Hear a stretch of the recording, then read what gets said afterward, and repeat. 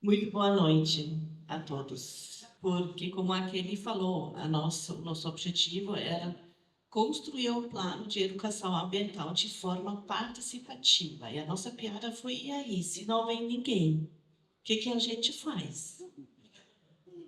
Mas a gente conseguiu. Então, muito alívio estar aqui hoje e já vou mostrar também alguns dados para vocês.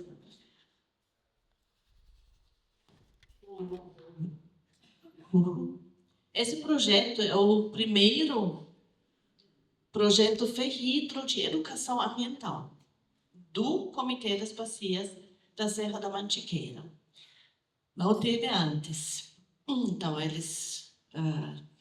o comitê tem a necessidade de ter um plano e vai ter entregue esse plano em janeiro, no ano que vem. É uma das maiores articulações realizadas no território, de forma participativa. E isso foi quando a gente começou, o Jacques falou para mim, a gente está querendo trabalhar mais na intermunicipalidade. E foi isso que nós fizemos. Isso também foi um grande desafio. Como que você vai conseguir trazer pessoas de lugares tão distantes, agora até temos de Luminosa pessoas aqui, né? De tão distantes e fazer os encontros como um encontro só, né? Mas a gente conseguiu. Foi muito legal isso. O diagnóstico socioambiental, incluindo cartografia socioambiental, é um produto de um amplo processo participativo da população. O que nós fizemos? A gente trouxe a metodologia, as ferramentas, nós que construímos o processo, nós que facilitamos esse processo. Mas quem colocou as ideias, as preocupações, os desejos dentro foram as pessoas que participaram. O diagnóstico documental da UGRI 1, Unidade de Gerenciamento de Recursos Hídricos 1. Essa é a área da responsabilidade do Comitê das Bacias da Serra da Mantiqueira, que acho que é a menor UGRI no território do Brasil, e engloba São Bento, Santo Antônio, do estado de São Paulo, isso. O engloba São Campos e Santo Antônio do Pinhal. Tinha no começo pessoas de Sapucaí Mirim querendo entrar no curso, participando mais, vieram bastante questionamentos, por que a gente não faz eventos lá, que faria muito sentido pelas águas, né? Só que é Minas. E por isso a gente teve essa restrição, né? E esse diagnóstico documental, a gente teve o planejamento no começo de 80 páginas.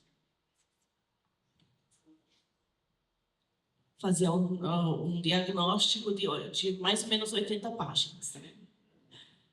Estamos agora no 270, porque tinha cada vez mais e mais e mais assuntos que a gente achou importante colocar. Então, é o documento mais amplo que já foi feito para essa região.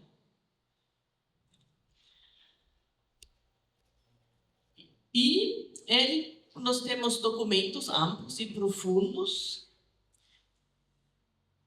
o diagnóstico, mas também o plano que vai sair, que vão subsidiar também outros trabalhos que as prefeituras fazem, o comitê faz, né? E vai ajudar muito, a gente acredita nisso, né? Nós tivemos 3 semanas atrás, um encontro com os 3 prefeitos, juntos, lá no Espaço Salar, espaço que a Liege construiu com muito esforço, lá em Santo Antônio, que é um novo espaço para educação ambiental, para questões ambientais e projetos em si. E ali a gente teve um encontro com os 3 prefeitos e com bastante secretários, né? Acho que foi bem frutífero esse encontro, né? Tá bom. O que nós fizemos? Nós tínhamos tanto eventos juntos, nos 3 municípios, que eram, por exemplo, os diálogos que a gente teve. A gente convidou sempre um palestrante sobre um assunto de suma importância para o nosso trabalho, mas para a região.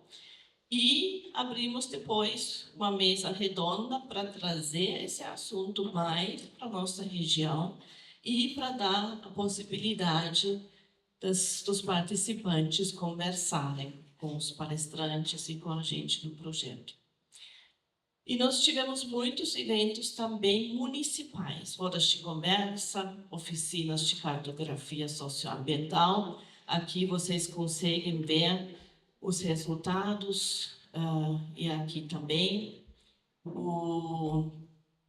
A gente documentou tudo, fizemos uma apresentação na feira do Mirando Sustentável e vamos continuar também com essa apresentação, levando ela para os diferentes locais, né? Para Santo Antônio, Campos, também aqui em São Bento, mais umas vezes, os lindos trabalhos que vocês já conseguiram ver lá fora também, né?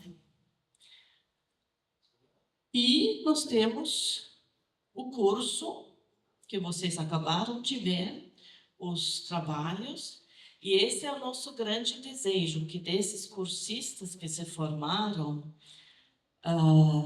que vai surgir um coletivo de educadores ambientais que possam apoiar tanto os municípios quanto o Comitê das Bacias e outras iniciativas nessa região que a Petronila falou, né? Vamos continuar trabalhando na educação ambiental.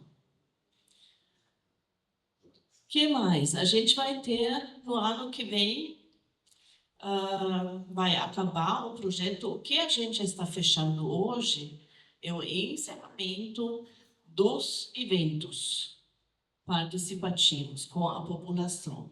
Depois, nós da equipe vamos continuar ainda por mais 3 meses, escrevendo, fazendo redação, ajudando o nosso cineasta também para finalizar, editar e finalizar o vídeo documentário.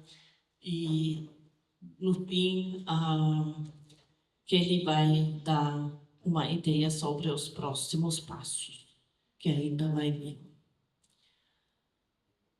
1.200 participantes em mais que 50 eventos. Esse é um grande alívio hoje, porque quando a gente começou era essa pergunta: e aí, se ninguém vai vir e participar? Foi um sucesso.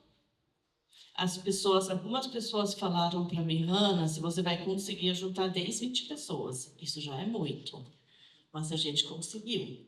E isso mostra o quanto que o assunto é importante, muito importante. Eu lembro que uma vez em Santo Antônio, uma participante, ela veio e falou: nossa, como é lindo ver aqui mais que 40 pessoas juntos, falando sobre o mesmo assunto que eu achava que eu fosse a única de se preocupar com questões da água. Várias oficinas que nós fizemos, rodas de conversa. Quando a gente fez as rodas de conversa para fazer o diagnóstico, nós perguntamos às pessoas também quais os bairros estão presentes, quantos bairros, quais as profissões. E como vocês conseguem ver os números, a gente teve uma diversidade muito grande, uma representatividade. E quando a gente começou, eu esperava quem ia vir para os nossos eventos seriam os ambientalistas. Pelo menos aqueles que eu conheço, menos que apareceram, bem sinceramente. Então, pode ser que eles ficaram mais aliviados, sabendo que tem um projeto que cuida disso, né? Mas isso foi uma surpresa e até uma boa surpresa, né? Sabendo que tinha tantas outras pessoas preocupadas e vindos para os nossos eventos. Nós fez esse lindo trabalho de todos os relatórios, de todos os relatos que as pessoas nos contaram na roda de conversa. Ela construiu um texto só. Vale muito a pena. A gente vai depois também distribuir o material, vocês lerem, porque muitas pessoas falaram que, nossa, é isso mesmo que vocês captaram. Foi uma surpresa para as pessoas, porque a gente chegou nas rodas de conversa apenas com um guia de perguntas. E as pessoas estavam pensando, mas quando que vai vir a fala? Não veio. A gente foi para ouvir. E isso foi para mim o mais surpreendente nesse projeto, esse efeito que isso surgiu. Que as pessoas falaram que, nossa, como é bom ser ouvido, simplesmente ser ouvido. E eu acho que para muitos era uma surpresa, que foi isso, que a gente foi lá e fez só perguntas no começo. Em começo do ano, a gente deu uma devolutiva sobre tanto o lado da pesquisa documental, quanto aquilo que a gente conseguiu captar nas rodas e nas oficinas. E isso foi muito interessante. A gente tinha mais que 50 participantes. Foi muito cheio, né? Petronilha, lá na Casa da Cultura, quando a gente deu essa devolutiva. E isso, mais uma vez, mostrou. E tinha pessoas deste Campos do Jordão, Santo Antônio e São Bento. Foi o evento onde mais se misturou mesmo entre os 3 municípios. Esses diálogos que eu já mencionei, a gente tem tudo isso aqui também nesses banners que a gente trouxe. Depois vocês podem ver. O curso, quando a gente lançou o curso, 108 inscrições, 108 pessoas que queriam participar. Isso foi uma outra surpresa muito boa. A gente tinha o objetivo de conseguir no mínimo 30 participantes. A gente abriu para 47, sabendo que vai ter pessoas que vão desistir até o fim, porque um curso de 1 ano e meio, 120 horas, é muito desafiador por muitas pessoas, né? Tinha pessoas que precisavam sair por questões familiares, questões profissionais, e ficaram muito tristes por não poder continuar. 21 cursistas, aquele acabou de me falar que tem 22 que estão se formando. E também um resultado muito lindo, né? A gente tem também cursistas que vão receber um certificado pela empresa, mas não pela universidade, mas 22 que vão receber o certificado porque entraram com o trabalho do TCC. Bom, pessoal, todo esse processo intenso para a gente chegar nesse plano de educação ambiental. E aí, então, obrigada.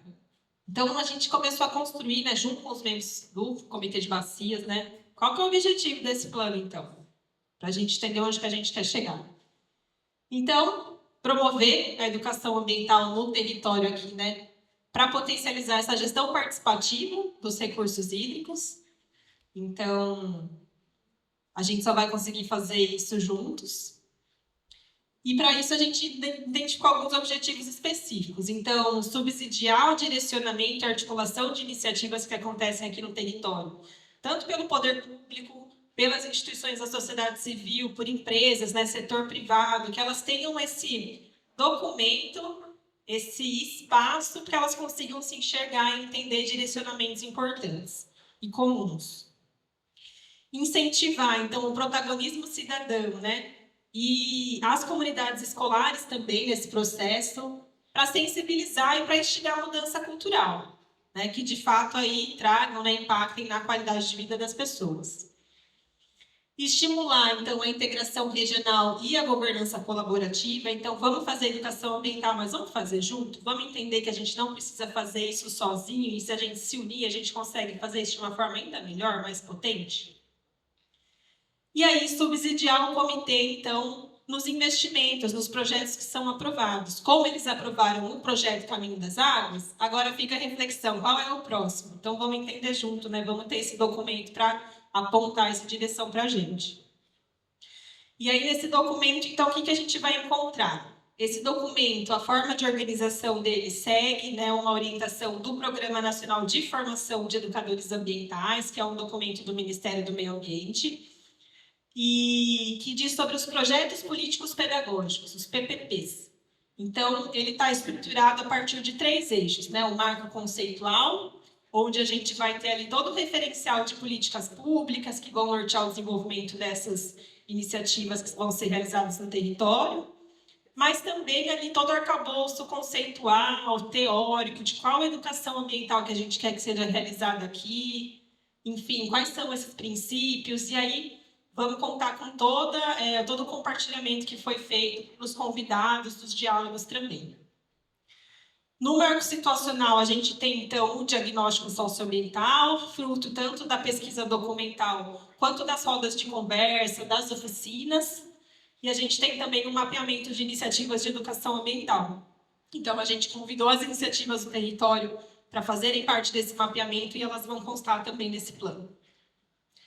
E aí, sim, o marco operacional. Então, de todo esse processo, a gente definiu 4 linhas, né, de ações estratégicas, sendo a primeira, né? Então, se a gente for pensar numa iniciativa importante de educação ambiental, o que para a gente fica de essência?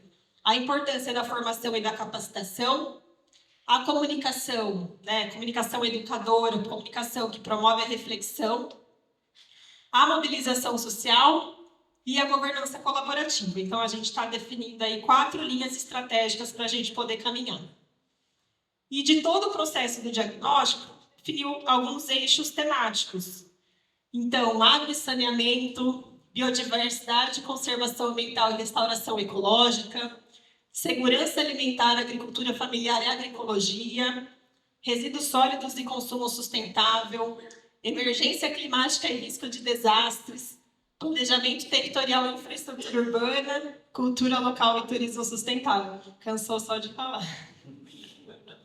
Porque é muita coisa mesmo que, na verdade, emergiu da população no processo do diagnóstico, né? E eles apontaram, isso é importante para nós. Então, a gente entendeu que a gente não ia tirar nada dali, vamos deixar tudo mesmo. E aí, desses eixos temáticos, a gente vai entender ali, né? Qual é o contexto desse eixo temático, né? Então, em relação à agroecologia, qual que é o contexto hoje no território? E quais são as demandas que foram apontadas pela população. E essas demandas vão estar estruturadas a partir das linhas estratégicas. Então, o que o pessoal pede para nós enquanto formação e capacitação? E um dos temas muito importantes que emergiram aqui, por exemplo, é manejo de nascente. Às vezes a pessoa ela até quer, mas ela não tem ainda essa habilidade, não teve acesso a esse conhecimento. Então, vamos entender quem está fazendo capacitação nessa área e somar esforços. A gente não precisa fazer tudo isso. A gente pode fazer as pontes, entender quem faz, né, e tornar esse processo muito mais potente. E aí construímos, então, diretrizes também, né, para esse plano de educação ambiental. Algumas delas, né, a gente está trazendo as diretrizes que já são do Conselho Estadual de Recursos Hídricos, né, lembrando que esse instrumento do plano é um instrumento de política pública, então ele precisa seguir normativas, né, como o próprio comitê também segue, né, quando a gente fala de investimento de recurso público, mas construímos também diretrizes específicas aqui do território. Bom, pessoal, o nosso projeto ele adotou, acho que desde o início vocês entenderam um pouquinho da visão de educação ambiental que a gente trabalha, né? Ou da ideia, o que está por trás de um plano. E o que aqui ele se propõe, o que a gente quer construir com esse plano. Então, essa educação ambiental que a gente tem discutido ao longo aí de quase 2 anos, né, ela está um pouco além, né, do que a visão convencional que se tem de educação ambiental nas escolas, por exemplo, que é útil, válido, importantíssimo, mas não é tudo que precisa, infelizmente. Precisa de muito mais. A gente está discutindo a educação ambiental no sentido dela ser aliada do processo de gestão, né? A gente está construindo um documento para o Comitê de Bacia, mas que ele é muito interessante e útil para os municípios também, né? E a gente trabalha a educação ambiental, enquanto uma ferramenta para melhorar a qualidade de vida e resolver problemas ambientais. Então, é resolver problemas. É muito mais complexo, né? E aí a gente teve um encontro com os prefeitos, eu fiz uma brincadeira, né? Que eu não posso ficar achando que a minha filha vai salvar o mundo. Não posso entregar nas costas da juventude que resolva os problemas que a gente está gerando, que nossos avós, pais, nós geramos, né? É uma irresponsabilidade e um certo egoísmo também, né? Nós temos que trabalhar já. Então, a educação ambiental é para nós, para todos, sem exceção. Não é para criança só. E por quê, né? A gente discute a educação ambiental, ela é um caminho para consciência crítica, empoderamento, me entender enquanto cidadão no meio, cidadão numa sociedade, meu papel, discutir o meu processo de formação de cidadania, da minha coletividade, do meu bairro, da minha cidade, a questão da participação. Quanto mais consciente eu sou, mais eu quero participar, porque eu sei que eu sou parte de um todo e não ficar esperando a solução vir de cima ou achar que o meu voto vai salvar, resolver tudo. Então, o processo de chegar a um desenvolvimento sustentável, ser sustentável, ele exige muitas mudanças de atitude, muita reflexão. Não vai ser automático esse processo. Tanto que a gente está num caminho que a gente está indo para uma emergência climática, né? Então, a gente está num momento crítico. Se o modelo da nossa vida, o modelo econômico, o modelo político nosso fosse bom, a gente não estava nesse caminho. Então, a gente precisa transformar esse modelo. E isso não é fácil, isso é muito difícil. Né? Muito difícil. Atingir o desenvolvimento sustentável significa transformar o modelo que a gente vive. Educação ambiental também é uma ferramenta aí. Qualidade de vida, no final é isso que a gente quer, é isso que a gente pode proporcionar. Planejamento, o planejamento é essencial, a gente começar a prever e pensar a longo prazo as nossas políticas, a gestão pública, conservação da biodiversidade. Então, no fim, com a educação ambiental, o que a gente quer atingir? Conservação da biodiversidade, segurança hídrica, segurança alimentar, boas práticas da produção do campo, universalização do saneamento básico, adaptação climática, que vamos precisar, a gente tem que se preparar para o que está para acontecer. E os municípios precisam ter estrutura e organização para isso. A educação ambiental também é útil para isso. Redução de custos com resíduos e energia, consumo responsável, oportunidades, geração de renda e investimento. São muitas oportunidades. Para a gente discutir tudo isso, precisamos formar pessoas, mudar consciências, ter engajamento, boa vontade. A educação ambiental, no fim, é para isso tudo. E ela sempre dá um pequeno passo. Cada iniciativa de educação ambiental é sempre um pequeno passo, sempre aos pouquinhos.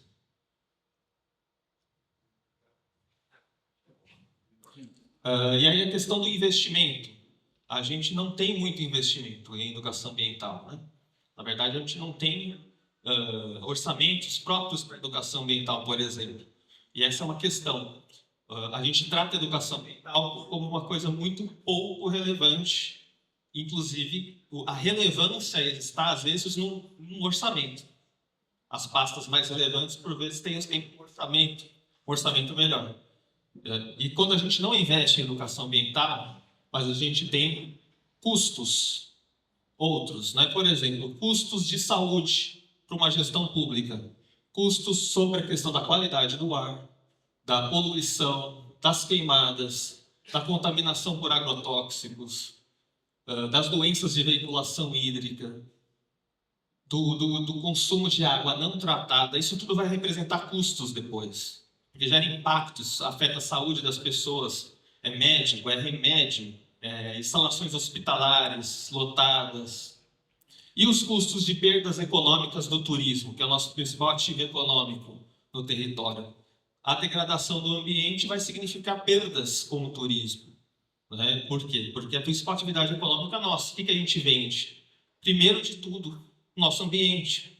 É o grande diferencial. Para que eu vou na Serra da Mantiqueira? Porque não é urbano, não é a megalópole. Tem tranquilidade, tem paisagem, tem uma vista bonita, tem um clima diferente. Se a gente perde isso, a gente perde o principal ativo econômico. E os custos financeiros das infrações ambientais, dos crimes. Você comete um crime ambiental, um dano, você tem que reparar, tem custo, tem uma série de custos. E se a gente minimizasse todos esses custos com informação e educação ambiental? Né? Riscos de desastres, né? Se a gente investisse em educação ambiental, por exemplo, pensando em áreas de risco, ocupações em áreas de risco, quantos custos e vidas a gente poderia poupar, por exemplo? E aí, esses custos, né, poderiam ser evitados ou prevenidos com investimento, dentre outras coisas, em educação ambiental. Então, essa é uma visão que a gente precisa começar a difundir mais. Né? A educação ambiental acaba tendo um peso muito importante no final das contas. Seria uma forma indireta de você reduzir todos esses custos através de consciência e boas práticas. Exemplo e o fazer. Né? E aí a gente está construindo um plano e tem algumas potencialidades ou oportunidades que a gente vai ter ali com o plano pronto. Então, a Kelly falou um pouquinho dos eixos estratégicos. A gente tem as opções de formação e capacitação, principalmente servidores públicos, funcionários das prefeituras, funcionários como principalmente professores, formação continuada com professores sobre educação ambiental. Educação ambiental não é conteúdo simples que qualquer professor consegue dar da noite para o dia. Ele tem que ter aprendizado, tem que ter atualização, tem que ter didática para pedagogias próprias. Não é fácil. Não é qualquer professor a qualquer tempo que sabe falar sobre questões ambientais. E a gente vai ter a oportunidade, talvez, de trabalhar públicos específicos, como o trade turístico, os empreendedores, os empresários, os guias, todo mundo que lida com o público e precisa ter o que falar sobre o nosso território. E ter o que falar do nosso território é conhecer o território, conhecer nossos atrativos ambientais, as nossas qualidades, as nossas características e os nossos problemas também. A gente vai ter a oportunidade de discutir campanhas formativas, campanhas educativas que gerem conhecimento público. Essas campanhas precisam ter grande alcance, elas têm que ter um plano de comunicação profissional, a gente precisa saber como atingir o público, né? A gente precisa ter uma comunicação especializada para isso chegar em vários públicos diferentes. A gente vai ter oportunidades de parcerias e governança. A governança é pensando no comitê como um ator articulador do território. Hoje, o Comitê de Bacias é o principal ator no território que promove a articulação entre os outros. É nele onde todos sentam para conversar. Olha que oportunidade temos aí.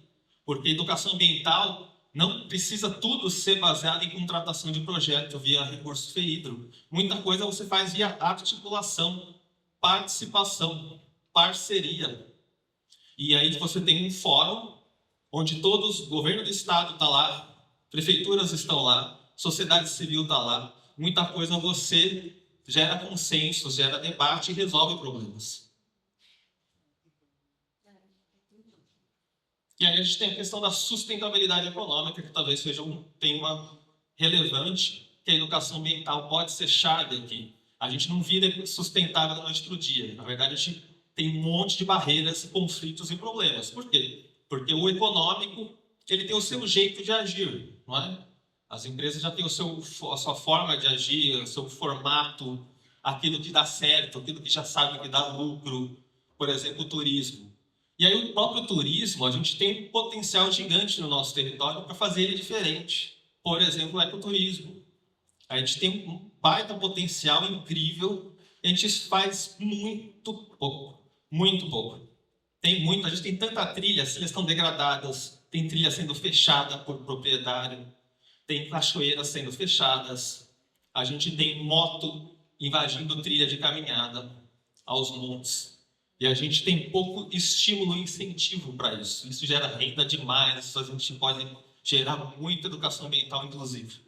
O turismo rural, o turismo de base comunitária, o turismo de experiência, é um turismo fazer diferente, né? Mostrar um outro lado, uma outra São Bento, uma outra Campos do Jordão, uma outra Santo Antônio do Pinhal, que tem produção artesanal, produção orgânica, tem produção daqui, né? Que a gente daqui fazendo numa escala pequena, por pequenos produtores, mas tem muitas oportunidades, né? Gastronomia, artesanato, orgânicos, a gente difundir mais no turismo nossa história, nossa cultura. E a gente tem exemplos, tem a associação do pessoal do Pinhão. O Pinhão é a nossa semente mais especial, semente da araucária. Tem um consumo, tem uma cultura por trás daquilo, muito pouco importante hoje. Pode ser valorizado muito, né? Inclusive com ação de educação ambiental. E a questão da associação, a Associação dos Artesãos, o Caminho da Fé. E por último, a regularização ambiental de imóveis rurais, que é outra oportunidade, pensando boas práticas. Então, é respeito à legislação ambiental, pagamento por serviços ambientais, restauração ecológica, tem cadastro para isso do Estado, para você promover restauração de nascentes, sem custo para o proprietário. E aí você tem que divulgar, difundir, falar que isso existe, ensinar, ir lá e orientar, é assim que faz. Vamos cadastrar essas propriedades, vamos levantar os proprietários interessados, vamos ver quem quer receber para conservar, que é o PSA, e nós temos política municipal de pagamento por serviços ambientais em São Bento e Santo Antônio, que precisa regulamentar, precisa debater. Acho que é isso, criação de RPPNs, que são unidades de conservação privadas. A pessoa precisa saber que isso existe, quais os benefícios. A educação ambiental é um pouco de apresentar isso e fazer acontecer, ajudar a fazer acontecer. Maravilha!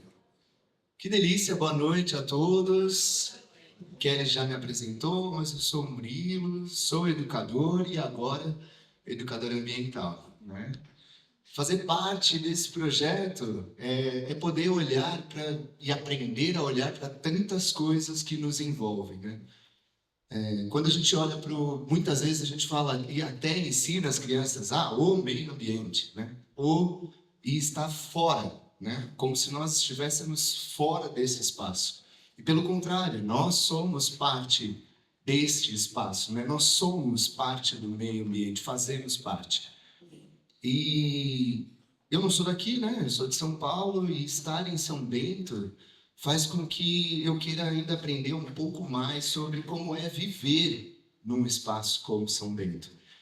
E por isso esse desejo de entender um pouco como que as coisas funcionam numa cidade pequena, numa cidade com um ambiente tão natural e preservado, mas também desafiador, né? Porque estando em São Bento e através do curso e através da minha experiência de ser um morador de São Bento, cidadão de São Bento, eu descobri e fomos descobrindo que São Bento tem muitas coisas que precisam ser melhoradas, né?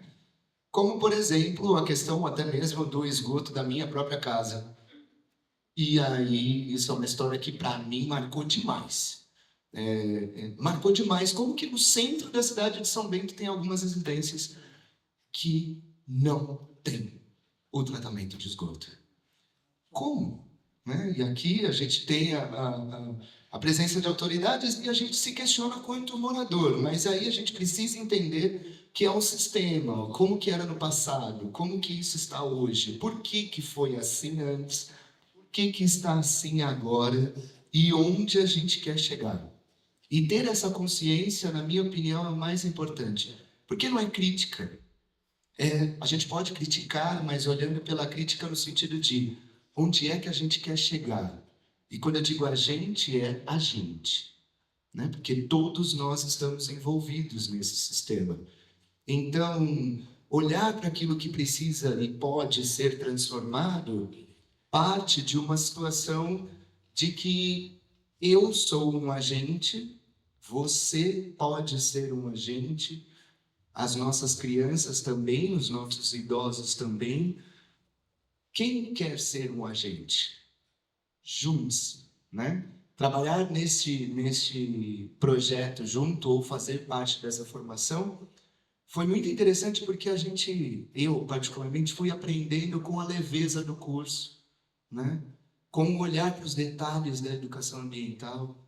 Quantas questões políticas envolvidas, e eu particularmente fujo um pouco da política, mas como fazer política sem gostar da política ou ter que fazer parte porque a política pública é fazer parte, a gente precisa fazer parte. A gente só cuida, a gente só faz aquilo que a gente conhece. Se eu conheço o ambiente, eu cuido do ambiente. A gente cuida das nossas famílias, certo? Porque a gente conhece, a gente faz parte dessa família. A gente não cuida da outra família. A gente pode cuidar, mas a gente cuida mais da nossa do que das outras. Porque a gente conhece mais aquilo que é nosso do que aquilo que é do outro.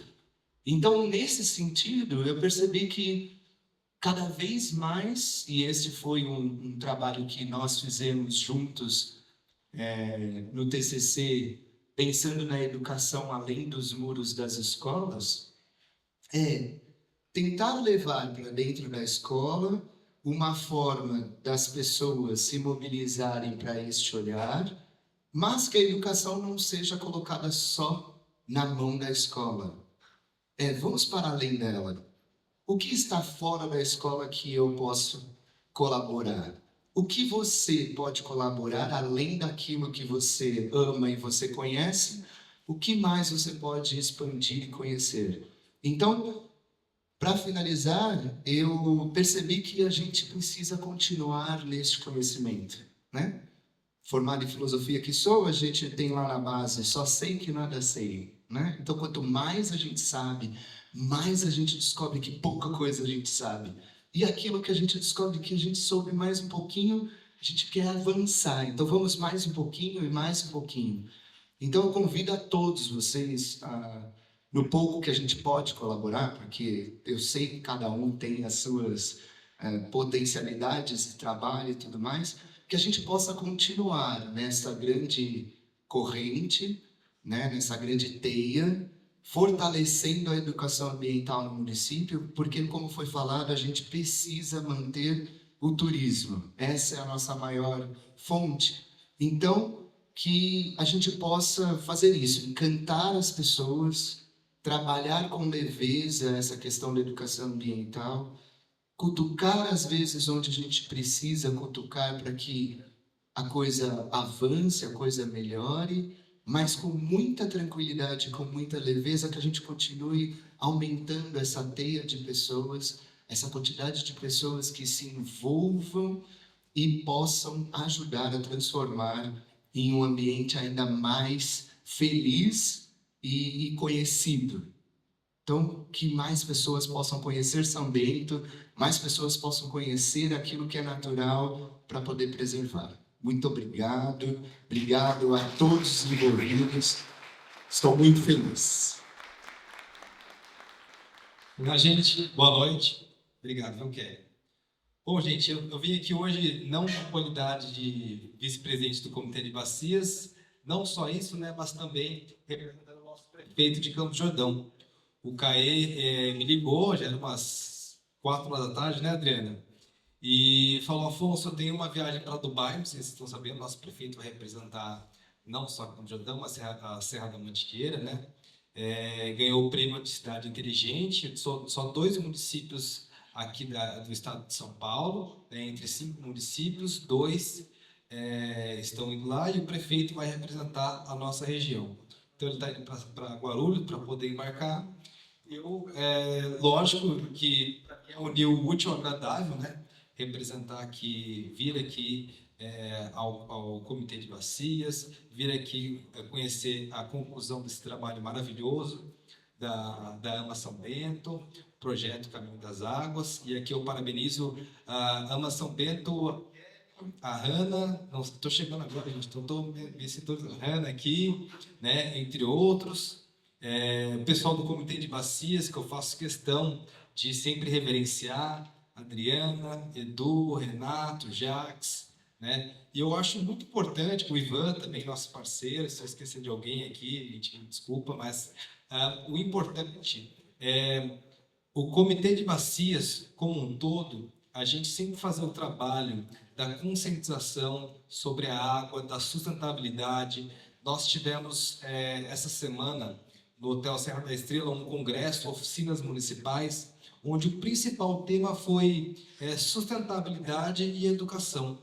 Por quê? Porque são as gerações futuras. Nós precisamos tratar, e lá, nesse congresso que nós tivemos em Campos do Jordão, foram 55 prefeitos, oficinas municipais para prefeitos, secretários, e o grande tema era sustentabilidade e educação. Por quê? A preocupação que o Estado tem com as gerações futuras. E o Comitê de Bacias, através da AMA São Bento, do projeto Caminho das Águas, vem nesse viés também.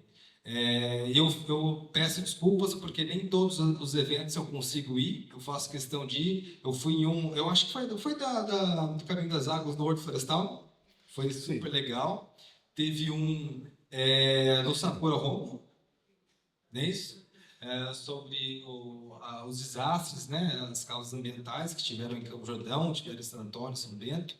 Mas sempre quando eu não posso ir, em Campo Jordão a gente tem a nossa companheira, que é a Adriana. E aí, Adriana, eu faço um agradecimento especial à sua pessoa, você sempre lá com a gente, repassando as informações do dia a dia do comitê, das reuniões, para o prefeito Caê, para o Sussumo, vai lá sempre fazer um bate-papo com a gente agradece esse seu comparecimento assíduo no comitê para a gente poder acompanhar de forma técnica e aprofundando sobre os projetos. Fico feliz da presença do prefeito Gilberto.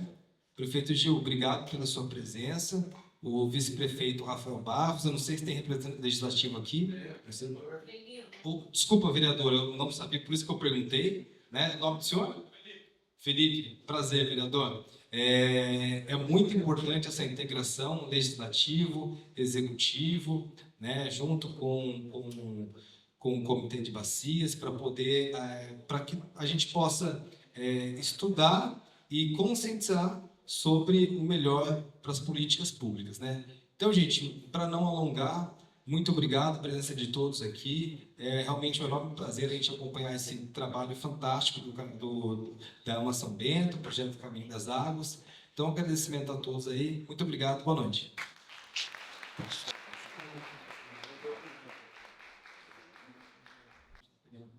Pessoal, boa noite. É uma satisfação estar aqui com vocês, né? Depois de várias reuniões, começamos os trabalhos aqui, Salão Paroquial, né? Nem me recordo a data, mas estávamos aqui e a gente encerrando aqui esse trabalho que foi maravilhoso, conduzido de maneira exemplar, né? Com muitos resultados positivos, não só para São Bento, como para as cidades filhas, né, Santo Antônio do Pinhal e Campos do Jordão, até porque nós somos a cidade-mãe, né, e gostaria de registrar aqui a presença, então, do Klaus, da Ana, Petronilha, o ex-prefeito Rui, o vice-prefeito Rafael, Adriana, né, Adriana, sempre presente, seu Renato, Jacques, e dizer que, de fato, é uma satisfação. É muito bom a gente ter esses dados, né, o Murilo falou da questão da política, realmente é muito chato a gente depender da política, é chato para a gente também representar e de repente não ter resultado, né? Mas é ao contrário, eu até justifico que eu estou chegando agora, na realidade eu não cheguei, eu já passei aqui antes, né? Já cumprimentei algumas pessoas e eu segui para uma reunião de uma audiência pública que a gente estava tendo na prefeitura, falando justamente sobre a questão da terceirização do lixo. uma preocupação nossa realmente com o meio ambiente, assim como a preservação em si da questão da sustentabilidade, que o nosso foco é muito voltado para a questão do turismo, da questão da ecologia, do turismo rural, para que a gente mantenha as pessoas onde elas estão, para que seja realmente um turismo sustentável e não só que venha só retirar o que a gente tem de bom e não deixe nada aqui. Tá? Então, assim, desejo sucesso, que isso não pare por aqui, que esses trabalhos eles sirvam para a gente de exemplo, de modelos, para que a gente realmente conduza a política pública para o bem maior de todos e principalmente com um meio ambiente saudável e que atenda a todos e principalmente para quem vem depois. Tá bem? Muito obrigado, bom trabalho.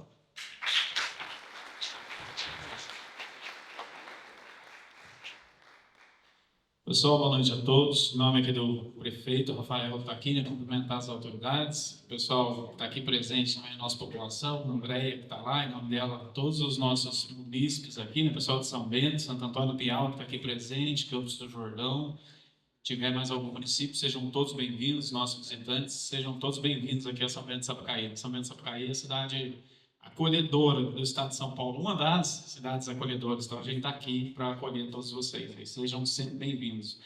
Parabenizar pelo trabalho do Caminho das Águas, me acompanha um pouquinho das reuniões, uma em especial, eu sinto aqui o bairro Cantagalo, né? E o bairro Cantagalo a gente tem uma questão muito séria com a água, então por isso que eu estou falando deles, e existe algum trabalho para melhoria, eu espero que a gente tenha sucesso, né? Esse trabalho que consiga ali fornecer água potável para o bairro de Cantagalo. E na questão das águas, a gente pode falar que o nosso maior problema, o Diego bem falou lá, Diego, e cumprimento você aqui lembrando da sua fala, né? A questão das águas nossa é a gestão das águas, né? Eu sempre falo isso, que a gente tem muitas vezes falta de água numa nascente ou falta de água potável para consumo, é o caso do bairro de Cantagalo e outras localidades que nós ainda temos, né, em São Bento de Sapucaí.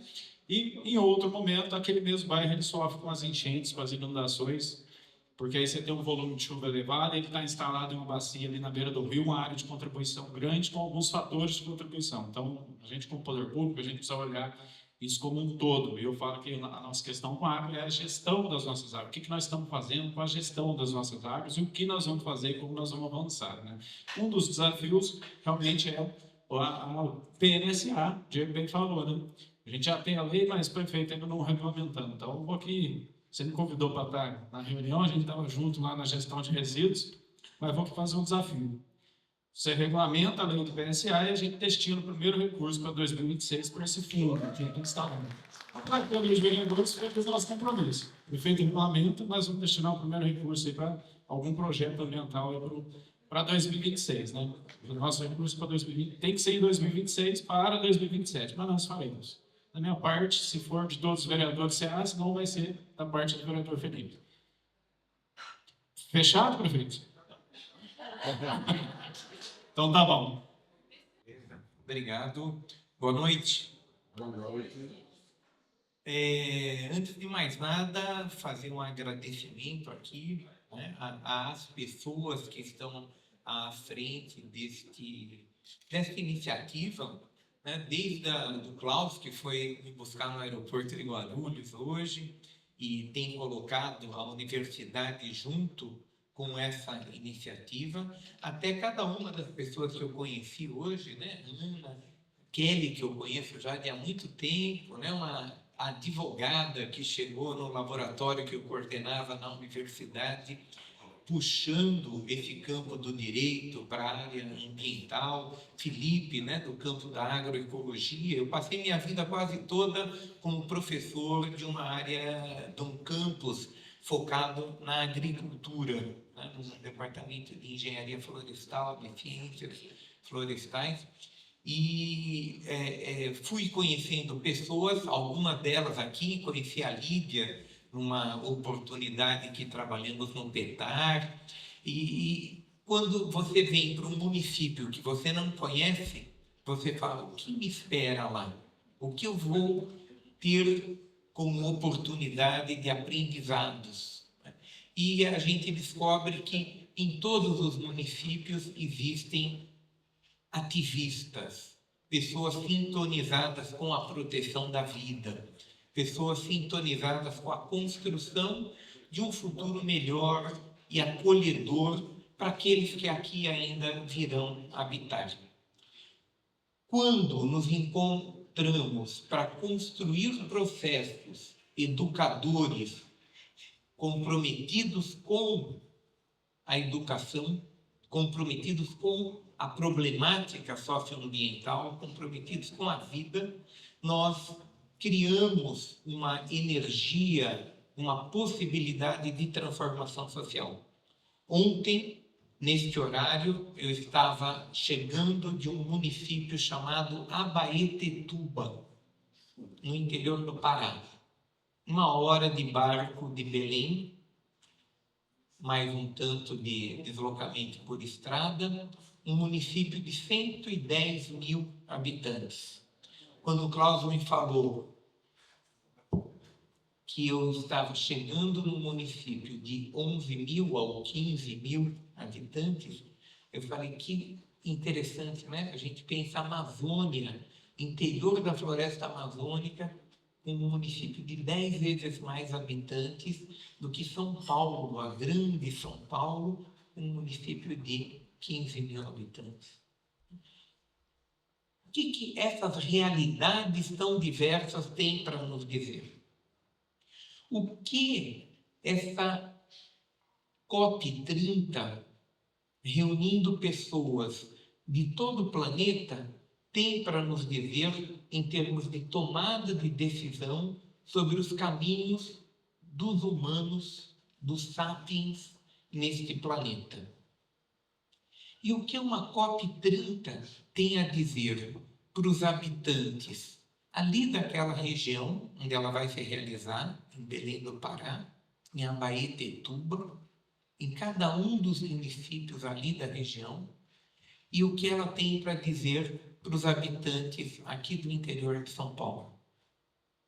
Como é que as nossas expectativas e anseios repercutem nas arenas internacionais para que 200 chefes de Estado-nação tomem decisões que impactem os nossos destinos? E o que nós temos a dizer para 200 chefes de Estado-nação para que eles decidam com sabedoria, para que eles decidam questões que possibilitem a continuidade da nossa espécie nesse planeta? A educação ambiental, ela se coloca diante de uma problemática existencial que nos toca profundamente. A problemática do respeito a todos que nos antecederam, com seus acertos e erros, porque não basta a gente dar de dedo no plantador de cana com agrotóxico, no plantador de soja com agrotóxico, e dizer: vocês acabaram com o nosso planeta. Não basta dar de dedo naqueles empreendedores na estrada que eu percorri hoje, que fizeram esses cortes de morro absurdos, que constroem a sua casa em cima de um corte de morro que parece que vai trazer a casa para baixo. Não basta eu chegar lá e dizer: você é ignorante, você compromete o nosso futuro. Eles são frutos de uma história que levou a esse tipo de comportamento ganancioso, mesquinho, acumulador. Hoje, olhando de fora, eu posso dizer isso, mas ele é fruto daquela história. Eu lembro quando eu morei no oeste do estado de São Paulo, em Assis, e uma pessoa do sindicato de proprietários rurais dizia, angustiada: o meu avô foi considerado um herói aqui na região, tem rua com o nome dele. O meu pai é muito visto positivamente pela sociedade porque ele deu continuidade à obra do meu avô. E eu sou visto como um canalha pelo meu filho, porque meu filho diz que eu degrado o meio ambiente, que eu faço monocultura, etc. Eu não sei, eu estou dando continuidade ao que o meu avô, o meu pai fizeram, e meu filho hoje não me vê com admiração, com carinho. Nós temos que compreender isso.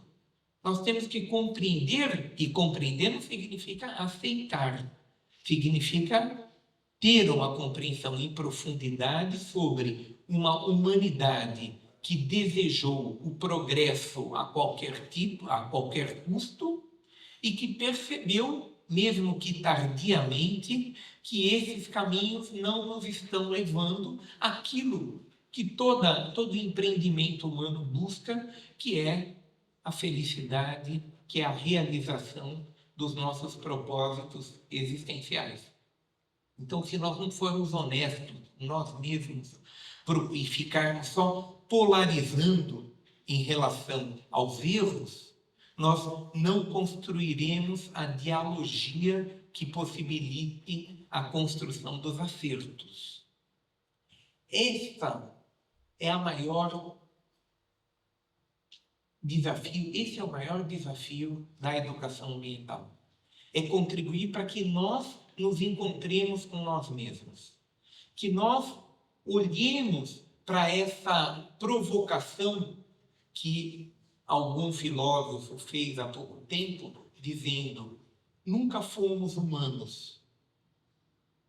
Não nos realizamos como humanos nessa trajetória pelo planeta, porque em pleno século XXI, quando o aquecimento global bate na porta de todos nós, continuamos a fazer guerras, continuamos a destinar trilhões de dólares para a máquina da morte, para a máquina da guerra. Hoje são mais de 40 guerras no planeta Terra, guerras vergonhosas, de massacre de povos inteiros, e nós, com uma parcela desses trilhões de dólares, poderíamos resolver todos os problemas de saúde, de educação, de restauração florestal, de busca de novas tecnologias para a produção de alimentos saudáveis, de implantação dessas novas tecnologias. E nós, como parte desse conjunto de humanos que habitam nesse momento o planeta, mais de 8 bilhões de humanos, divididos e organizados num modo de articulação contemporâneo que se chama Estado-nação, conseguimos tomar decisões juntos, mas não implantar essas decisões. O sistema das Nações Unidas, construído após a Segunda Guerra Mundial, ele é um sistema extremamente sofisticado, com muita gente trabalhando para fazer acordos, pactuações. A Rio 92 demarcou um momento na história de organização da humanidade que ela se volta sobre a questão ambiental de forma ampliada, percebendo que não há como conservar o meio ambiente sem mudar a cabeça das pessoas, sem se preocupar com o destino das pessoas. Não dá para proteger o meio ambiente com 1 bilhão de pessoas passando fome. 800 milhões, sei lá se os números são muito redondos, sem acesso à água de qualidade e em quantidade suficiente. Como é que você quer que 8 bilhões de pessoas se comprometam com a conservação da vida se elas não têm acesso a todos os benefícios que a espécie humana desenvolveu? O Ailton Krenak, ele fala: todos nós queremos ter acesso ao kit civilização. Geladeira, fogão, notebook, celular, carrão. Não tem quem não queira. No entanto, se 8 bilhões de humanos tiverem todo o kit, o planeta afunda. Não tem capacidade de suporte. Então, nós temos que fazer um novo pacto. Se todos queremos e não tem capacidade de suporte para todos, e se nós mantivermos e fazermos como estamos fazendo nos dias atuais, ampliarmos as desigualdades sociais, não há sustentabilidade para a vida. porque aqueles e aquelas que estão excluídos, que estão silenciados, vão bater na nossa porta e dizer: eu quero acesso também a isso. Isso é fruto de um desenvolvimento humano com muitos elementos positivos. E todos nós queremos ter acesso a ele. Mas esses frutos positivos foram à custa de muitos impactos negativos. E todos nós queremos superar esses impactos negativos. Todos nós sabemos hoje, mais do que nunca, que não há possibilidade de continuidade da trajetória da humanidade por esse planeta, de acolhimento de novos humanos nesse planeta, se não mudarmos profundamente o modo atual de produção e consumo, o modo atual de sermos e estarmos no planeta. E essas mudanças não se fazem com pequenos retoques. Não basta mudar a matriz energética. Não basta os acordos pragmáticos que nós, oxalá, consigamos com a COP30. Eles são importantes, mas não são suficientes. As mudanças precisam ser muito mais profundas do que o pragmatismo que eu ouvi na fala de todas as pessoas que vieram aqui.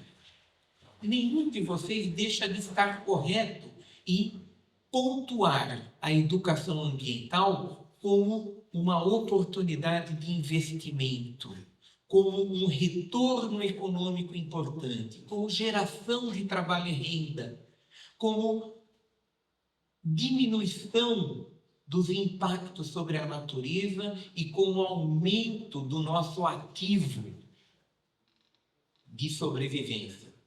Estamos todos corretos em ressaltar essa dimensão da educação ambiental, porque nós somos humanos pragmáticos. Nós queremos resultados, mas não bastam os resultados. Se nós continuarmos nessa mesma trajetória de valores comprometidos com o acúmulo de bens materiais, valores comprometidos com farinha pouco, meu pirão primeiro, valores comprometidos com a competição, e quase todos nós, pais, queremos que os nossos filhos sejam preparados para competir nesse enorme mercado que é ou que são as sociedades humanas. Nós queremos que os nossos filhos aprendam a competir ou a cooperar. Eu fui coordenador pedagógico de uma escola no interior de São Paulo, fazia reunião de pais e mestres, e os pais queriam que os filhos estudassem na classe da professora Terezinha, que era uma professora que me assustava. Ela gritava na sala de aula, ela ordenava as crianças, os mais avançados numa fileira, os menos avançados noutra. Mas os pais admiravam porque ela em 3 meses alfabetizava as crianças. Eu falava: mas por que precisa alfabetizar com 3 meses? Não é melhor ser mais lento esse processo e essas crianças interagirem mais, não competirem entre si, né? Uma colaborar com a outra, o que está mais avançado ajudar o que está menos avançado? E os pais diziam: não, nós queremos que eles se alfabetizem logo para passar no vestibular. Crianças de 6, 7 anos de idade. Os pais já tinham essa leitura da competição que é a sociedade. Eles não estavam errados, mas também eles não estavam certos. Porque se nós continuarmos a perseguir uma educação ambiental comprometida com a competição, com o acúmulo de bens materiais, com a falta de solidariedade, de cooperação, nós não superaremos os impasses que estamos vivendo hoje enquanto humanidade no planeta Terra. Então, nós estamos falando de uma educação ambiental que vai para além do tema gerador dela. O tema gerador pode ser a água, pode ser o plantio de árvore, pode ser a proteção do mico-leão dourado, né?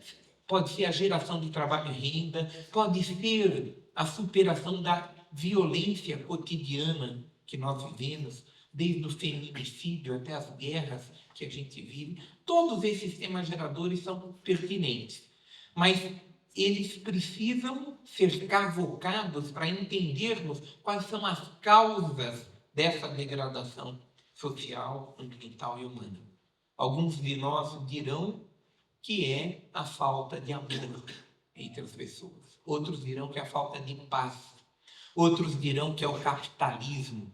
Outros dirão, façamos esse diálogo para tentar encontrar quais são os valores que precisam ser superados para conseguirmos fazer processos educadores, socioambientalistas, profundamente comprometidos com as transformações que o planeta está exigindo. Quando eu cheguei no Ministério em 2023, eu tinha a expectativa que a COP28, depois a 29, aí adiei para 30, e que elas conseguissem fazer esse diálogo, para além do diálogo pragmático sobre como que vamos sequestrar CO2, como é que vamos remunerar, aqui foi falado do pagamento de serviços ambientais, há uma leitura pragmática aí, que o agricultor precisa ter um retorno econômico para ele conseguir fazer a recuperação da sua mata ciliar, etc. Mas só isso não é suficiente, porque se o retorno econômico no dia seguinte daquele que quer que o agricultor ponha o gado na beira do rio for maior, ele vai pôr o gado na beira do rio. Se o retorno econômico for maior do que o que ele ganha com a coleta de uma espécie, de um fruto, de andiroba, né? Não é o caso, né? Mas de um fruto qualquer, ele vai tirar a árvore e vai pôr aquilo que dá retorno econômico.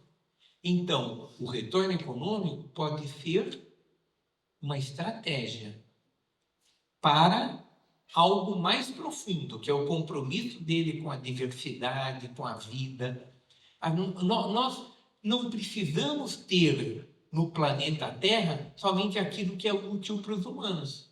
Porque se for essa a lógica, nós podemos criar um ambiente completamente artificial e falar, estamos vivendo bem, não precisa mais de mico-leão dourado, não precisa mais de fungo, bactéria, formiga, né? É tudo bicho desnecessário. Para que serve uma formiga? Vai jogar pirete, né? Joga veneno. E nós não desenvolvemos a nossa capacidade de compreender o mistério. Tem muito mistério na teia da vida que anos depois nós vamos descobrir a importância deles. E às vezes a gente morre e ainda não descobriu. Mas o encantamento com a vida, o maravilhamento, a contemplação é algo que precisa ser desenvolvido em cada um de nós para que a gente se contente com o mistério. Para que nós nos contentemos com coisas que a gente ainda não sabe muito bem, mas simplesmente respeitamos porque sabemos que o que está aqui tem uma história, tem uma trajetória, tem um sentido de existir e tem um direito, independentemente de ser útil para nós. Então, desculpem fazer essa longa digressão, mas o que eu quero trazer para vocês é que as políticas públicas de educação ambiental, se elas não se debruçarem sobre, por um lado, a compreensão da geopolítica planetária, sobre a compreensão que somos 8 bilhões de humanos organizados na forma de Estado-nação que tomam decisões em arenas planetárias que podem ser aprimoradas para que essas decisões percolem todo o tecido social, nós não faremos educação ambiental comprometida com a vida. E, ao mesmo tempo, se nós, no outro extremo, não compreendermos que educação ambiental não é blá, blá, blá, não é proselitismo, não é prescrição de comportamento, não joga o lixo no chão, planta árvore, fecha a torneira. Não é só isso. ela é uma pedagogia do encantamento com a vida, uma pedagogia do respeito, da solidariedade, da cooperação. Aqui foi falado, Ana falou, nós chegávamos só com perguntas e ouvíamos. A pedagogia da escuta, a pedagogia da pergunta, tão obnubilada, tão esquecida entre nós. Nós estamos cheios de verdade para apontar para os outros, para dizer, dedo no nariz dos outros, dizer, você tem que fazer isso, tem que fazer aquilo, você que degrada. E dificilmente nós, ao invés de prescrevermos o que os outros têm a fazer, nós nos abrimos ao diálogo com o morador de rua, ao diálogo com aquele e aquela que nós sabemos, maconheiro, não presta, não sabe. Vamos conversar, o que leva uma pessoa a morar na rua, a buscar as drogas? Como é que ela pode se sentir acolhida na sua angústia, na sua ansiedade? Então, quando nós falamos de um processo educador comprometido com a sustentabilidade na vida, nós estamos falando da geopolítica e da compreensão do diálogo entre nações para que os compromissos sejam tão fortes com os países africanos como com a nossa gente aqui. E nós estamos falando em micropolítica, em diálogo eu-tu, o diálogo que um filósofo judeu do século passado, chamado Martin Buber, falou como o diálogo essencial. O diálogo não eu isso é isso, aquilo. O diálogo eu-tu. Aquele diálogo onde eu coloco em suspensão os meus pressupostos para ouvir os pressupostos do outro. Para poder falar, entendi o que você está dizendo. Entendi o que você está querendo falar. Entendi por que é melhor ser corintiano do que palmeirense. Por que o corintiano é tão intenso, tão amável, Estou brincando aqui, né? Mas eu preciso conversar com o corintiano para entender o que é. O que é a convicção dele, o que é a convicção dela. A gente diz, não, ele é crente. Ou, não, ele é ateu. Não, ele é palmeirense. Todas as pessoas têm uma trajetória, uma história de vida. Então, o que eu estou querendo buscar é que nós, para transformar um município de 15 mil habitantes, ou uma campus do Jordão de 50 mil habitantes, ou os demais municípios aqui da região, nós precisamos de convergência dialógica. Nós precisamos fazer aquilo que a Kelly chamou a atenção aqui, o projeto político pedagógico de toda a região. A proposta de diálogo entre todos os habitantes desse território, desses 3 municípios, dessa bacia hidrográfica, para que nesse diálogo façamos a pactuação que permita dizer nenhum a menos. Nenhuma pessoa que mora aqui vai ser desconsiderada. Porque se nós queremos que na COP30 os diplomatas engravatados, os pesquisadores representem a todos nós, nós precisamos ter as vozes de todos nós repercutindo lá na COP30. E para ela repercutir lá, nós precisamos fazer o exercício aqui, de trazer a totalidade das vozes, sentindo-se comprometida com o processo de transformação dessa realidade. Não queremos e não abrimos mão de nenhuma pessoa. Alguns virão no primeiro momento, outros virão no segundo, outros no terceiro. Nós começamos um projeto, vereador Felipe, nós começamos um projeto agora com a Abracam, Associação Brasileira de Câmaras Municipais. Vocês sabem quantos vereadores tem no Brasil? Vereadores? 58 mil. 58 mil pessoas que representam 210 milhões de pessoas. Os 5.000 e quase 700 municípios desse país são a forma de organização desses 210 milhões de pessoas. Como é que nós chegamos nos 210 milhões de pessoas? Por meio de 5.700 municípios. É a melhor estratégia. 5.700 prefeitos, como o companheiro que veio aqui à frente e dirigiu a palavra a cada um de nós. Ele jamais conseguiria dirigir a palavra a 210 milhões de pessoas, mas a 15 mil pessoas aumenta a chance. E se ele estiver junto com os 11 municípios, 11 vereadores, 9 vereadores deste município, ele tem capilaridade. Os 9 vereadores deste município representam a diversidade que é o povo desse município.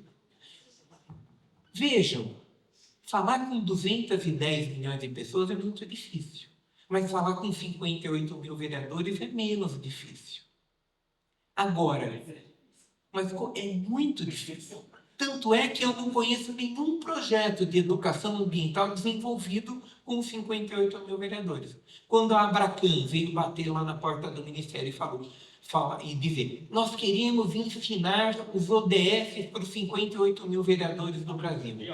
Eu falei: que ótimo, vamos. Mas eu falei: mas por que ensinar ODS? ODS talvez tenha muito vereador que nunca ouviu falar e nem se motive para fazer um curso, um processo formativo.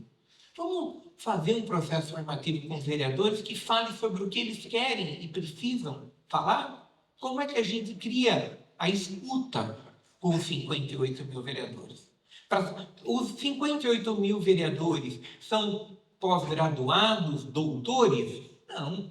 Tem vereador que é pós-graduado, doutor, tem vereador que é graduado, tem vereador que tem ensino médio, tem vereador analfabeto ou semi-analfabeto. Como é a nossa sociedade? A nossa sociedade tem um enorme número de analfabetos funcionais.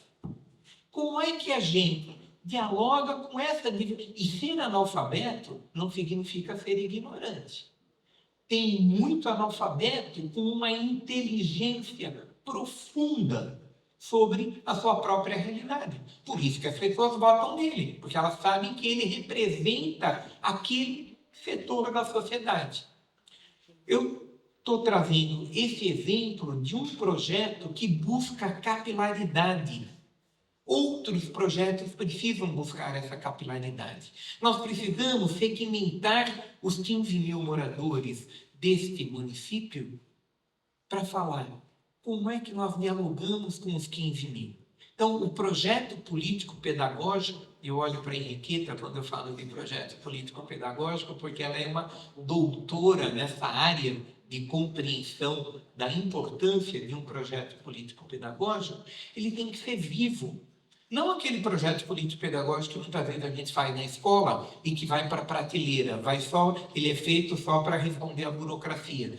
Para que consigamos direcionar o orçamento público, os vereadores vão continuar aprovando.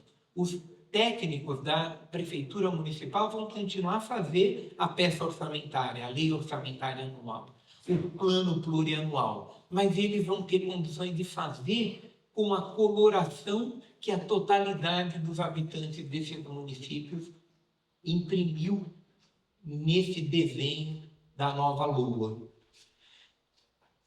É pura utopia. Por que você está falando tudo isso, Marcos? Isso não vai se viabilizar, não vai se realizar.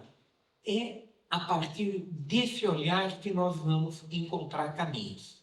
Poderemos encontrar caminhos. Então, COP30, mês que vem, ela vai ter uma novidade em relação aos 29 COPs anteriores do clima, as 16 COP anteriores da biodiversidade e as 16 COP anteriores da desertificação, ou das questões do solo, né, do uso da terra.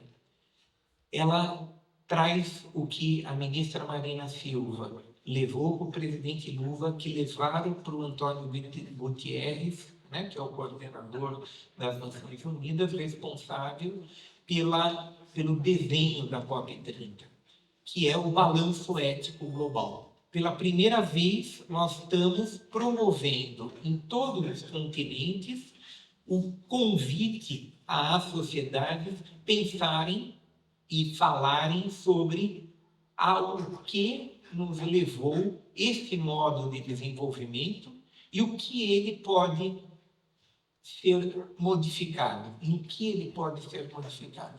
Como é que nós podemos construir outros compromissos, outros pactos. Nós acabamos de fazer a Conferência Nacional Infantil Juvenil de Meio Ambiente, lá em Brasília. Trouxemos crianças do Brasil inteiro, que fizeram conferência em 9.000 escolas, depois fizeram conferências estaduais e foram os seus representantes para Brasília.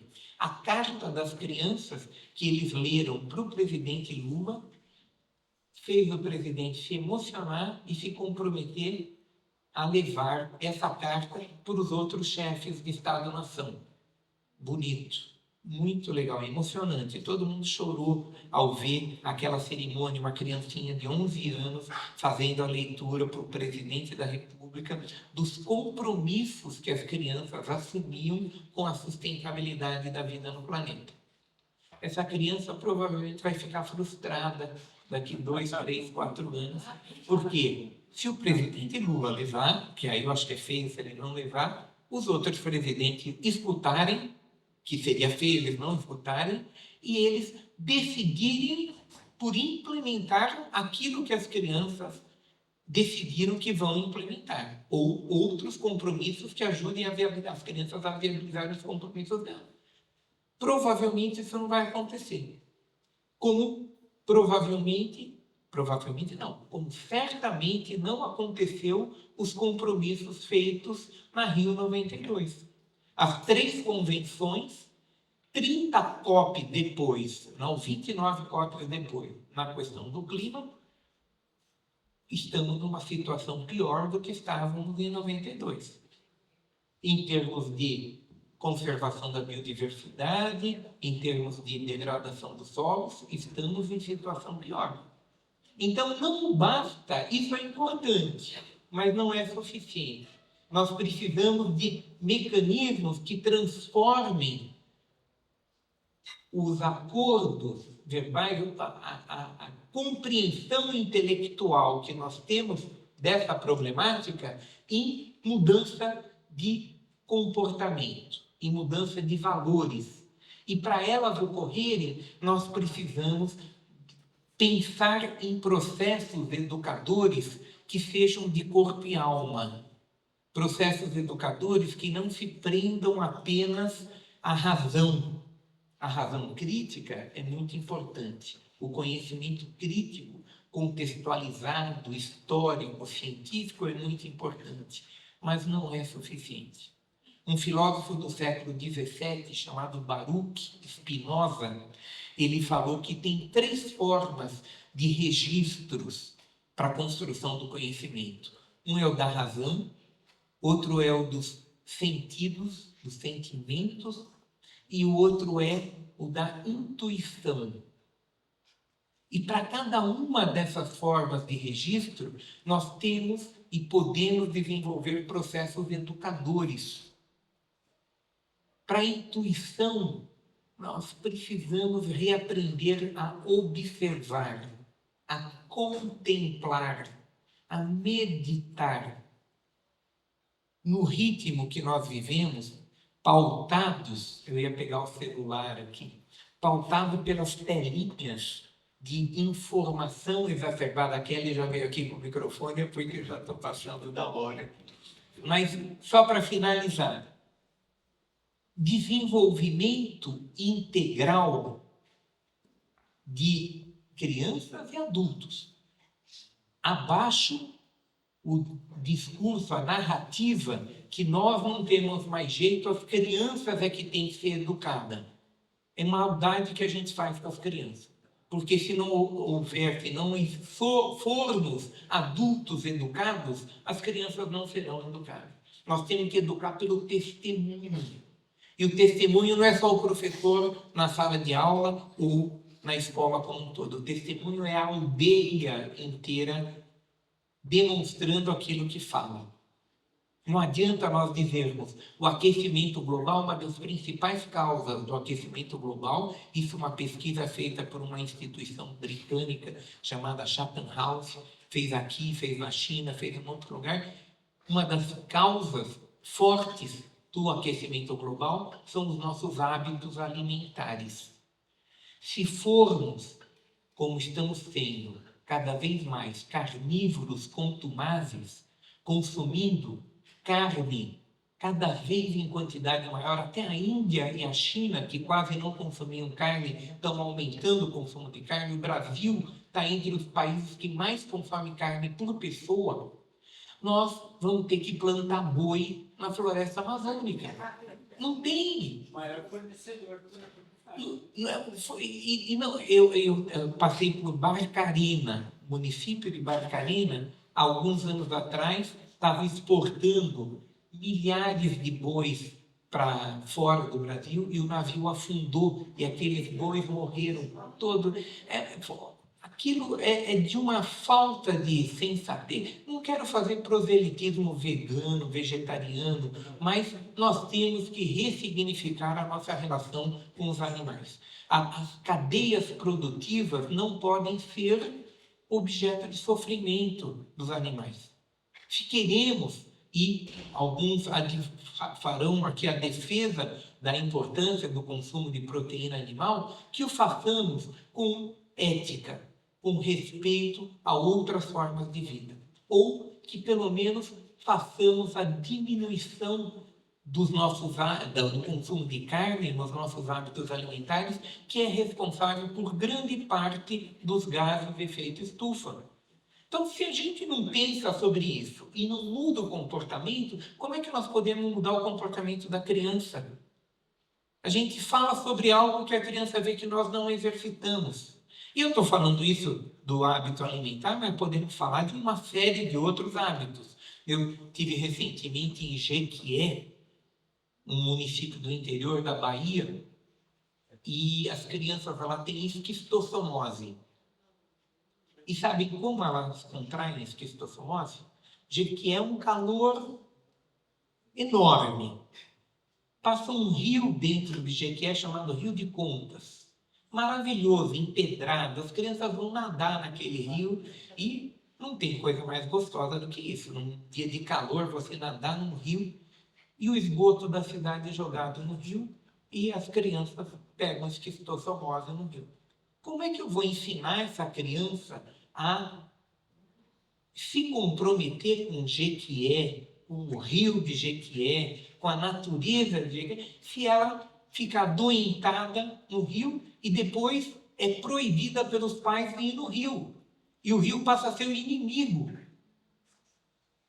Então, professor é terrível, né? Ele começa a falar, não para. Então, eu vou parar por aqui, mas só buscando enfatizar, primeiro, cumprimentá-las e cumprimentá-los por essa iniciativa, cumprimentar os estudantes, as estudantes, mas toda a comunidade que acolheu essa iniciativa de formação de pessoas para serem agentes dessa transformação socioambiental que o planeta precisa.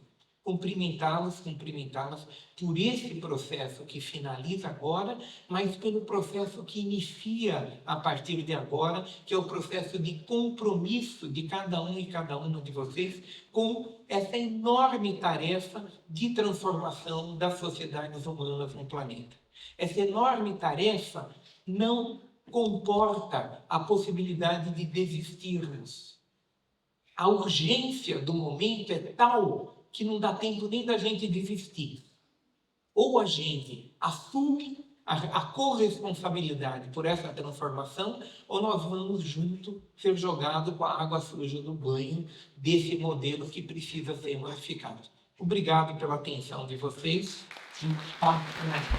Bom, a questão que eu achei mais interessante, que me chamou muita atenção que o professor trouxe, você falou para além do pragmatismo e a questão, não sei, a questão humana, né?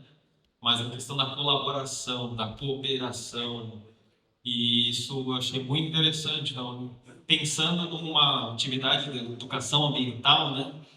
Eu queria saber se o senhor poderia dar exemplos de atividades ou projetos onde isso é explícito, né? Pensando num público de comunidade, de bairro, de associação de moradores.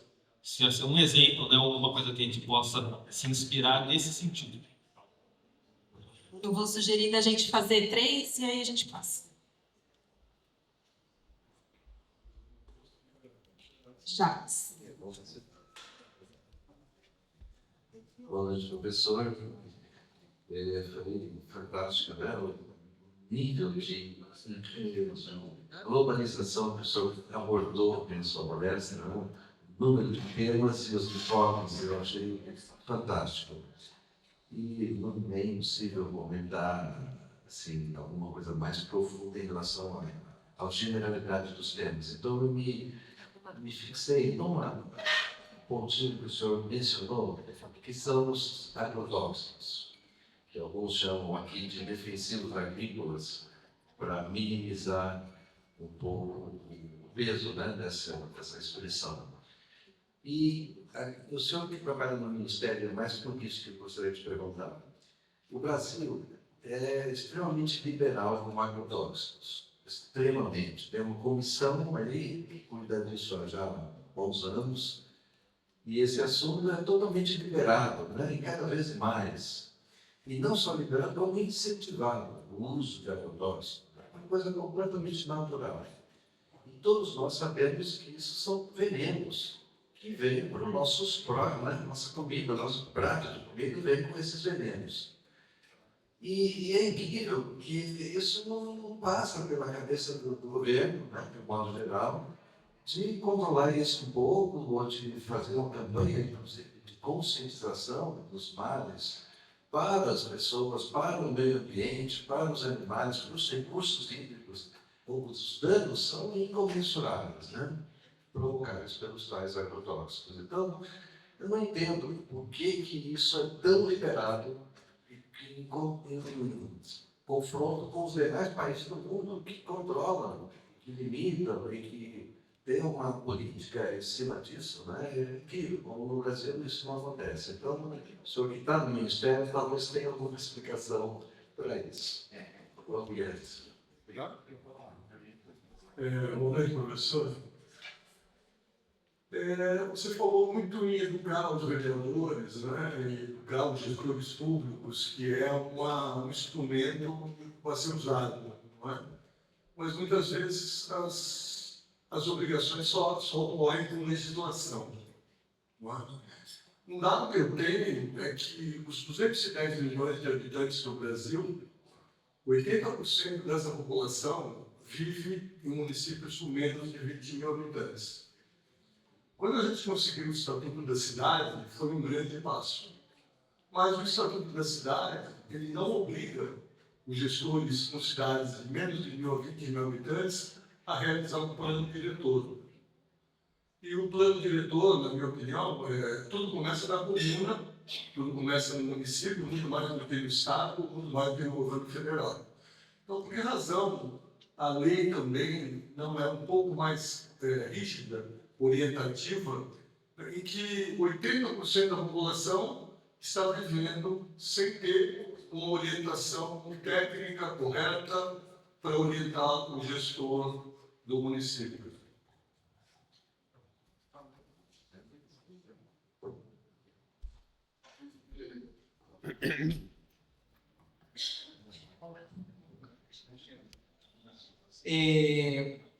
Começar talvez pela última, né, o Renato, é importante a legislação, no entanto, não é suficiente. O que nós temos visto é, inclusive, mudança de legislação à medida em que ela incomoda. Recentemente está em pauta a questão da lei de crimes ambientais, da legislação ambiental de uma forma geral, que mesmo o Lula tendo vetado as mudanças que ocorreram, agora está sob iminência de ser derrubado os vetos para a legislação ser mais laxa, mais liberal em relação à possibilidade de licenciamento, né, e de degradações de uma forma geral. Inclusive, com isso eu já coloco... e 80% dos municípios, né, não da população, porque nesse 20% dos municípios com mais de 20 mil habitantes, a gente tem enormes quantidades de pessoas. Mas, de fato, a atenção ao pequeno município é fundamental, especialmente para reverter esse quadro de concentração de pessoas nos grandes municípios. E os pequenos municípios, eles têm um modo de vida mais rural. O Klaus, aqui no começo, falava da cidadania, né? E a gente tem falado também da florestania. Como é que essa cidadania, ela não se resume à cidade, mas ela faz parte de todo o município. Eu lembro que meu pai, uma vez, falou, você fala município, mas não é cidade?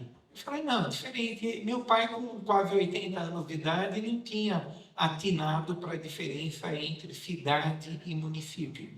Porque, de tal forma, nós fomos, inclusive, com o conceito de cidadão, né? A plena participação é esperada de quem vive na cidade e de quem está na área rural, não. E isso se reflete na qualidade da escola do campo, nas dificuldades que quem vive no campo passa para poder ter acesso aos benefícios da sociedade. Chico Mendes, um mês antes de ser assassinado, esteve em Piracicaba, eu trabalhava lá, fez uma belíssima palestra. Ao final, eu fui perguntar para ele como é que nós podemos contribuir com essa causa. Ele falou, olha, a luta pela reserva extrativista nós ganhamos. A reserva extrativista vai ser implantada e cada vez em maior quantidade. No entanto, nós vamos perder a reserva extrativista porque o filho do seringueiro não quer ficar no seringal. Então, se você quer contribuir conosco, pense numa escola da floresta, uma escola apropriada às pessoas que vivem na floresta. E, mutatis mutandis, isso vale para toda a situação das escolas do campo. E para toda a situação dos jovens do campo que querem sair do campo, querem sair da cidade mais identificada com a vida do campo, porque a cidade de 15 mil habitantes é uma cidade que tem raízes rurais mais claras, e o jovem quer ir para a cidade maior, ele quer ir ter acesso àquele imaginário de uma cidade que vai propiciar a realização do sonho dele. Então, reverter esse quadro é fundamental e não é só com lei que a gente vai reverter. Nós podemos fazer, imagina o Mao Tse Tung baixando aqui dizendo vai todo mundo para o campo. Ninguém de nós quer isso. Ninguém de nós quer uma mudança de valores, de comportamento baseado na lei. No entanto, nós não podemos prescindir, abrir mão das leis. Então, esse jogo, ele precisa o tempo inteiro ser feito pelo processo educador. O processo educador, ele não prescinde da legislação. Ninguém entre nós vai dizer que foi errado a lei que obriga a pôr o cinto de segurança. E com a lei mudou o comportamento. E hoje, mesmo que a criança não saiba que precisa pôr o cinto para não ser multada, ela já tem o hábito de colocar o cinto de segurança, porque eu vi o exemplo, tudo. Então, a lei, ela pode ter uma finalidade pedagógica, mas ela não é necessariamente pedagógica. Muitas vezes ela serve, inclusive, para incentivar a contravenção, a mentira, né? O burlar de alguma maneira. Então, nós temos que fazer processos educadores que utilizem de todas as ferramentas. A faixa de pedestre, na maior parte das cidades brasileiras, desenha no asfalto. Todo mundo ignora. Agora, quando tem a lei, e a lei existe no Brasil inteiro, mas tem um município que assume o processo educador para fazer valer a lei, aí a faixa de pedestre cola. Pega, né? Porque tem uma ação continuada de informação, de chamar a atenção do motorista que não cumpre aquilo. E muitas vezes o motorista para só por medo de ser multado. Mas não é isso que nós queremos. Nós queremos que o motorista pare por respeito ao que está mais fragilizado, tomando chuva, precisando atravessar ali. Como é que a gente chega no coração do motorista? O desafio da questão ambiental é a mesma coisa. Não basta nós obrigarmos as pessoas a fazerem. E trabalhar com os vereadores, porque são eles que fazem as leis. Então, trabalhar com processos educadores. Agora, todo mundo que está na posição de poder se acha intocável. E eu digo isso de cátedra, porque eu fui a maior parte da vida professor universitário, e o professor universitário é o suprassumo da arrogância, ele acha que sabe tudo. Ninguém vai ensinar nada para ele. E ele tem que ser educado. O professor tem que ser educado, o vereador tem que ser educado, todos nós temos que ser educados.